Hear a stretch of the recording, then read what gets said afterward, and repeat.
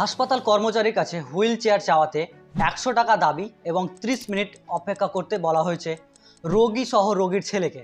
হ্যাঁ, ঠিকই শুনছেন, তামিলনাড়ুর কোয়েম্বাটুর থেকে উঠে এসেছে এক চাঞ্চল্যকর ভিডিও। সেখানে দেখা যাচ্ছে এক ব্যক্তি তার অসুস্থ পিতাকে টেনে নিয়ে যাচ্ছেন। কোয়েম্বাটুর মেডিকেল কলেজ হাসপাতালে এই ঘটনাটি ঘটেছে। ভি কালিদাসন 57 বছর বয়সী এক ব্যক্তি, যিনি তার 84 বছরের বৃদ্ধ পিতা সি বডিফেলকে হাসপাতালে নিয়ে গেছিলেন, যিনি ডায়াবেটিক ফুট আলসারে দীর্ঘদিন ধরে ভুগছেন। এই অসুস্থতার কারণে তিনি চলাফেরার অবস্থায় ছিলেন না।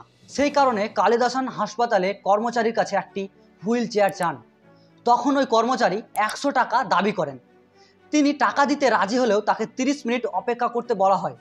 এতটা সময় অপেক্ষা না করতে পেরে কালিদাসন তার পিতাকে নিজেই লিফটে করে নিচে নামিয়ে আনেন।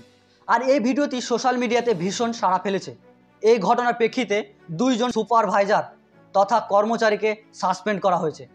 শুধু কোয়েম্বাটুর মেডিকেল কলেজ হাসপাতালেই এই ঘটনা ঘটছে না, খোঁজ নিয়ে দেখবেন ভারতবর্ষের প্রায় প্রতিটি মেডিকেল কলেজ অ্যান্ড হাসপাতালে এই ধরনের ঘটনা প্রতিনিয়ত হচ্ছে।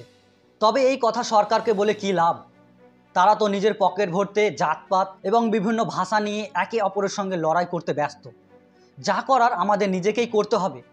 তাই এই ধরনের অমানবিক ঘটনা যদি আপনাদের সাথে ঘটে তবে ভিডিও করুন এবং সোশ্যাল মিডিয়াতে দিন এবং উচ্চপদস্থ স্টাফদের কাছে কমপ্লেন করুন। ধন্যবাদ।